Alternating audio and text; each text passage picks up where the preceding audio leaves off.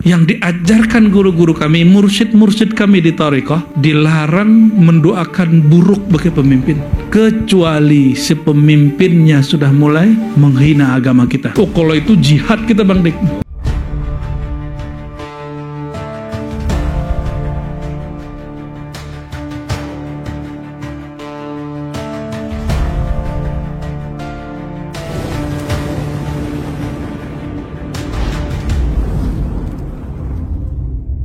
Semoga Allah buka hati kita semua sehingga mudah memahami hikmah-hikmah yang Allah sampaikan melalui wali-walinya, dan berniat malam ini mempelajari kalam Allah, mempelajari kalam Rasulullah yang disarikan oleh Imam Ibnu Athaillah As-Sakan dari. Jadi hikam itu pemaknaan terhadap kitabullah. Kalau kita keliru baca ini aman, Bang Dik, tapi kalau keliru memahami Al-Quran ya itu berbahaya. Tapi kalau keliru baca hikam ya paling disebut jahil atau mukhti, keliru, salah. Tapi kalau coba-coba memaknai Quran dan tidak tepat, ini Nabi katakan falyatabawwa maq'aduhu minan nar, siap-siap tempatnya di neraka. Itu sebabnya kami lebih banyak mengambil dari kitab-kitab ulama, nggak langsung ke Al-Quran, karena khawatir kita nanti salah berbicara dengan hawa nafsu, lalu bukan dijamin masuk surga, malah masuk neraka. Na'udzubillah summa na'udzubillah. Hikmah ini agak panjang, tapi intinya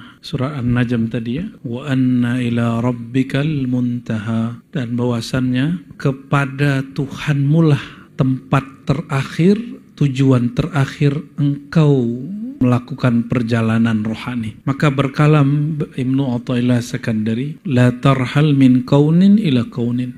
Jangan dalam pengalaman spiritual hanya mencari kesaktian, berwirid supaya dapat hikmah, supaya misalnya lagi ada project, supaya projectnya tembus, terus baca Quran dengan ayat tertentu. Walaupun itu boleh, tapi orang ini sedang berjalan dari makhluk kepada makhluk. Atau misalnya, kenapa belajar tasawuf? Supaya saya bisa mendapatkan ketenangan. Tenang itu makhluk atau bukan? Tenang itu makhluk atau bukan? Makhluk arti makhluk apa? Ciptaan. Tenang itu dicipta Allah atau bukan? Dicipta Allah. Oleh karenanya, jika orang cari ketenangan, berarti dia hanya berpindah dari makhluk kepada makhluk. Apalagi cari khusyuk. Khusyuk itu makhluk apa Allah? Maka orang yang mencari khusyuk, dia hanya berpindah dari makhluk kepada makhluk. Apalagi saya cari cahaya. Cahaya apa dulu? Cahaya Allah apa cahaya apa?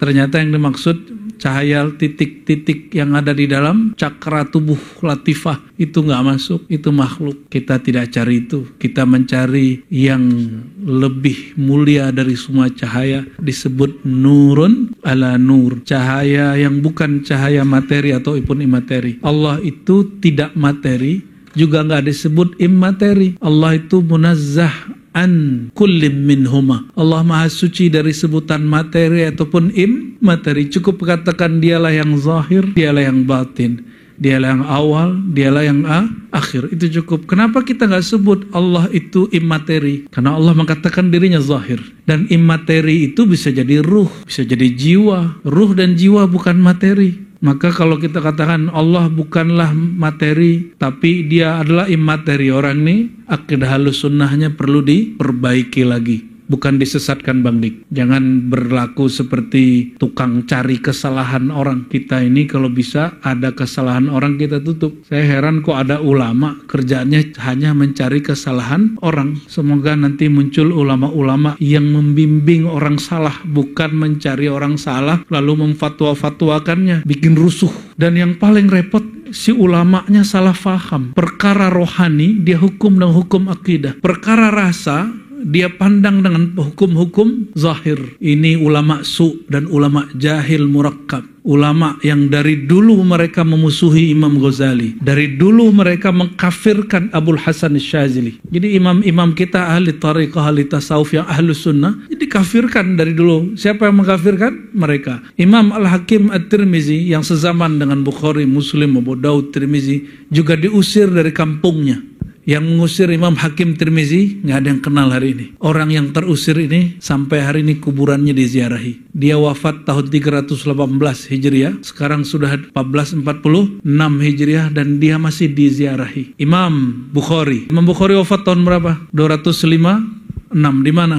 Disamarkan. Dia orang Bukhara, lari. Itu orang yang menyesatkan dia di Naisapur, namanya Imam Zuhli. Itu nggak diperhatikan hari ini. Hanya satu orang yang mengerti Imam Zuhli. Orang lebih kenal Imam Bukhari. Orang yang memfatwakan sesat kepada Imam Al-Bukhari. Jadi jangan dikira Bukhari nggak pernah difatwa sesat. Kenapa? Si ulama-ulama ini lagi nunjukin ya, dia ini pinter biar dipuji orang.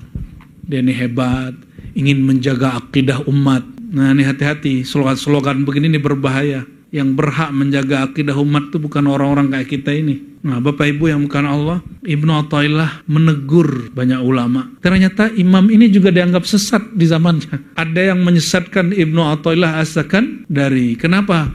Beliau ini disebut pemimpi. Kalau sekarang bahasa lainnya halu. Ulama halu gitu. Tahu halu? Suka ngayal, khayal. Dituduh tukang mimpi dan mengikuti mimpinya. Itu yang nuduh hari ini namanya gak disebut sama sekali dalam sejarah Islam. Dan beliau yang dituduh sampai hari ini masih dibaca kitabnya. Dan kitab Hikam ini salah satu kitab yang paling sering dibaca setelah kitab Sahih Bukhari. Setelah Sahih Bukhari, kitab yang paling viral di dunia Islam, kitab Al-Hikam, dan diterjemah ke banyak bahasa. Dan alhamdulillah kita termasuk bagian dari golongan itu. Alhamdulillahirabbil alamin. Apa thariqah pengarang kitab ini? Thariqahnya Syaziliyah. Apa mazhab dia? Dia mazhabnya Maliki. Apa akidah dia? Akidah dia Ahlus Sunnah Asy'ariyah. Sesama Asy'ariyah dulu sesat menyesatkan juga. Ya malu-maluin tuh ulamanya. Kalau ada ulama begitu Allah akan lenyapkan namanya. Belum dia mati, nama dia sudah gak dikenal orang. Karena dia mencari perhatian makhluk dengan fatwa-fatwanya. Sedangkan yang difatwakan tidak terbersit, dia mencari perhatian makhluk. Maka mohon maaf nih anak-anak muda hari ini, buat Instagram untuk cari siapa? Follower. Buat TikTok supaya cari follower. Akhirnya ini menjadi penyakit kolbu. Kalau dia pakai baju ustadznya cari jamaah. Kalau videonya ditonton banyak oleh orang, diseneng. Kalau ditonton sedikit, nggak seneng. Nah ini ciri-ciri di kolbunya belum beres. Yang Allah angkat itu bukan kita Bang Dik. Allah itu hanya mengangkat kekasihnya Nabi Muhammad SAW. Dan ilmu tentang kasih kekasihnya Nabi Muhammad SAW. Maka ilmu ini adakah ilmu itu di buku? Enggak. Buku itu hanya salinan ilmu. Ilmunya ada di kolbu para ulama. Maka siapa yang di kolbunya ada ilmu tentang Sayyidina Muhammad SAW, orang ini diangkat. Asbab dia berilmu tentang Nabi Muhammad SAW. Jadi yang diangkat Allah siapa? Nabi Muhammad. Antum coba-coba hancurin orang yang di kolbunya ada nur Nabi Muhammad SAW. Coba aja hancurin. Coba aja fitnah. Nurnya tidak akan padam. Kenapa Allah mengatakan yuriduna liyutfi'u nurallah wallahu mutimmu nurih. Mereka menginginkan apa? Apa yang mereka inginkan? Memadamkan nur Allah. Nur Allah itu Nabi Muhammad SAW. Ilmu tentang Nabi Muhammad SAW. Sedangkan Allah menginginkan untuk menyempurnakan nurnya. Kira-kira kalau ada makhluk ingin memadamkan nurullah, Allah ingin menghidupkannya, menyalakannya, siapa yang menang? Allah berkehendak, makhluk berkehendak, mana yang menang? Makanya Nabi Muhammad SAW tidak ada terasa takut di hatinya. Sayyidina Muhammad SAW la khaufun alaih wala huwa yahzan, ya. Nabi nggak pernah galau, nggak pernah takut, karena di kolbunya ada nurullah dan Allah akan menyempurnakan nurnya. Jadi Bang Dik, nggak usah cari viral Bang Dik, tapi kita viralkan nur Sayyidina Muhammad sallallahu alaihi wasallam. Kenapa kitab-kitab maulid itu viral? Karena kitab maulid itu paling sering menyebut Nabi Muhammad sallallahu alaihi wasallam. Yang namanya maulid Nabi Muhammad, pasti dia menceritakan tentang Nabi Muhammad sallallahu alaihi wasallam. Jangan lagi benar begini. Kalau gitu supaya saya viral, saya viralkan Nabi Muhammad. Nah itu salah lagi tuh. Innamal a'malu bin, amal tergantung niat. Kalau niatnya tidak benar, dia dapat. Maka disebut di hadis tadi, ya, hadis pertama di Sahih Bukhari, faman kanat hijratuhu ilallah wa rasuli. Siapa yang hijrahnya, geraknya, dakwahnya untuk Allah, sampai yang dakwahnya, hijrahnya, pergerakannya untuk dunia. Apa dari dunia? Di dunia ini ada dua, materi dan immateri. Materi duit, immateri apa? Popularitas, viral, punya pengikut yang banyak. Nah itu dunia. Lalu disebutkan, ya, aw imra'atin, atau ingin urusan syahwat, maka disebutkan fahijratuhu ila ma hajara ilaih. Hijrahnya hanya sampai ke situ. Dia berpindah dari Mekah ke Madinah, tapi yang berpindah hanya fisiknya, rohaninya belum berpindah. Maka teman-teman semua, di dalam bab thariqah, salah satu adab kita sebelum zikir kita baca ilahi anta maksudi. Itu adab, itu ajaran Nabi Allah Khidir kepada Sayyidina Syekh Abdul Khaliq Al-Ghujudawani, kawan daripada Syekh Abdul Qadir Al-Jilani qaddasallahu sirrahum al-aziz. Apa kata beliau? Sebelum engkau berzikir, bacalah ilahi anta maksudi. Ya Allah, bantulah aku untuk meluruskan niatku hanya kepada engkau. Waridhaka matlubi, ya Allah, izinkan aku mendapatkan ridhamu. Kalau Allah sudah ridha, zikir enak gak enak, yang penting Allah ridha. Salat khusyuk gak khusyuk, yang penting Allah ridha. Ya, begitu Bang Dik. Maka di sini ada ungkapan, ya, coba didengar ungkapannya. Saya sering menyebutkan ini. Imam Abu Sulaiman Ad-Darani. Imam siapa? Abu Sulaiman Ad-Darani. Imam Abu Sulaiman Ad-Darani ini imam salafus saleh, termasuk surga. Mana yang dipilih Bang Dik? Salat. Ngeri kali Bang Dik. Salah ya? Bener, cuma alasannya apa? Alasannya dimanapun bersama Allah, walaupun di kolong jembatan, go to Allah.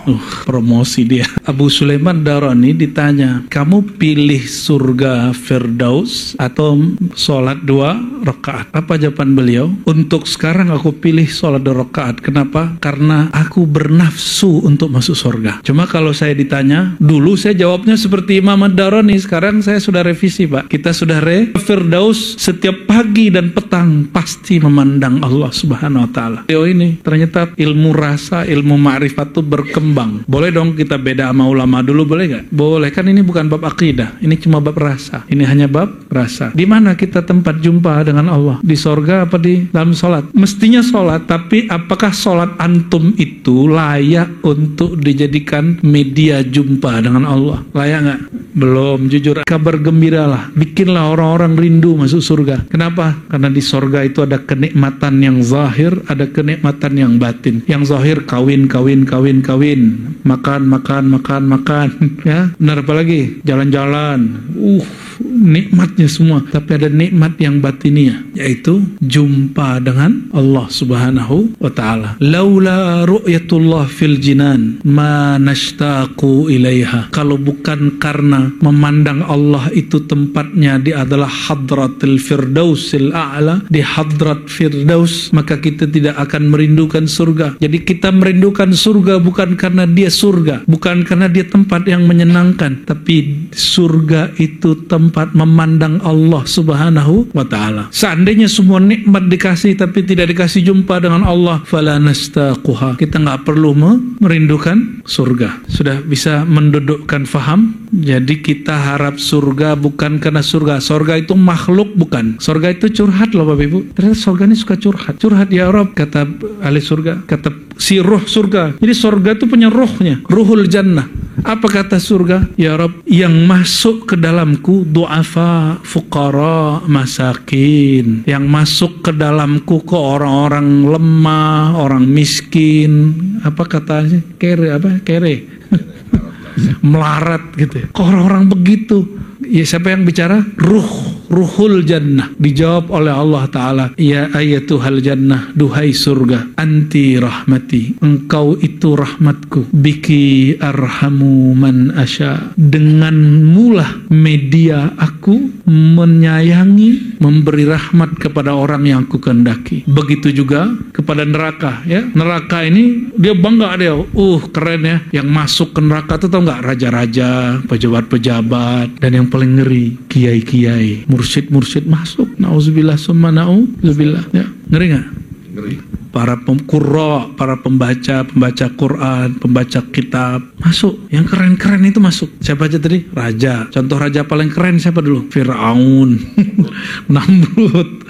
Siapa lagi? Jadi ente sembarangan kalau menyamakan pemimpin sekarang sama Namrud, itu kebangetan.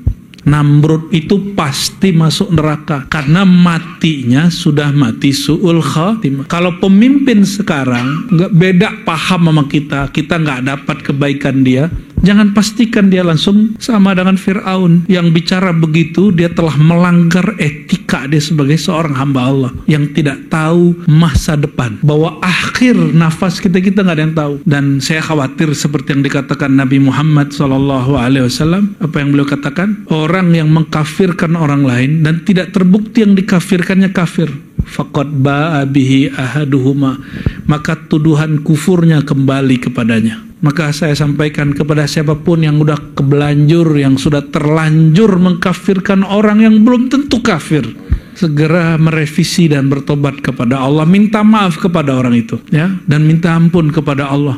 Karena itu wilayahnya Allah, bukan wilayah kita. Kalau kritik aja, ada pemimpin menurut kita nggak adil, kritik aja, tidak usah kemudian mencaci maki. Namun manhaj ulama sufiyah yang mayoritas, pemimpin didoakan diilhami kebaikan, diilhami jadi orang adil, menjadi orang yang penuh rahmat, bukan kemudian ngomelin mulu, caci maki terus. Nah, ini bedanya para sufi dengan ulama-ulama ahlul ulum wal rusum, ya, orang-orang pakar intelektual dong, ya, dipancing dikit supaya jamaahnya senang, maka dia mulai mencaci para pemimpin, ya. Ini belum ada yang berani nih, karena presidennya jenderal, ya. Saya kangen tuh dengerin orang yang ngumpat-ngumpat itu, masih berani nggak dia? Ya, pengen lihat tuh nongol nggak mukanya. Akhirnya yang dikata-katai wakilnya mulu. Dasar ente takutnya ke makhluk, bukan pejuang hakiki, bukan pejuang hakiki. Tapi mohon maaf nih, ingat manhaj ribat, manhaj ahlus sunnah bermazhab akidah Asy'ariyah Maturidiyah, mazhab Imam Syafi'i, tasawuf Imam Junaid, Syazili, Naqsyabandi, Qadiri, dan yang mu'tabar yang lainnya. Mauqif sikap kita terhadap pemimpin apa? Kita maunya negara kita, bangsa yang dirahmati. Maka dalam hadis dikatakan sebaik-baik negeri, sebaik-baik pemimpin yang pemimpinnya mendoakan kebaikan rakyatnya, rakyatnya mendoakan kebaikan bagi dia. Pemimpinnya disayangi, rakyatnya pun disayangi. Nah, kita maunya yang begitu. Itu gimana cara mewujudkannya? Mulai doain. Ya, jadi antum kalau nggak sepakat nggak usah ngaji di ribat. Mohon maaf, ribat mendoakan kebaikan untuk para pemimpin dimanapun dia, negara apapun dia. Oh, kita bukan mau kritis boleh. Emang kita nggak kritis, kita semua kritis kok. Dan teman-teman ini terpelajar semua. Samping saya MA, walaupun mukanya masih unyu-unyu kan. Magister itu Bang Dik. Paling kritis di ribatnya orang nih salah satunya. Ada Dr. Aldomi, itu juga ngeri tuh kalau bicara. Ada Buya Asfi, faqih, muhaddis, ya, khatam kutubus sittah. Ternyata pakar juga tasawuf. Di kita nggak ada kita ngomongin buruk pemimpin. Dari dulu, dari awal ribat muncul, bahkan sebelum pra ribat muncul, itu teman-teman Buya Asfi sangat mengerti mauqif saya, pandangan saya. Bukan karena takut si ini jenderal, enggak.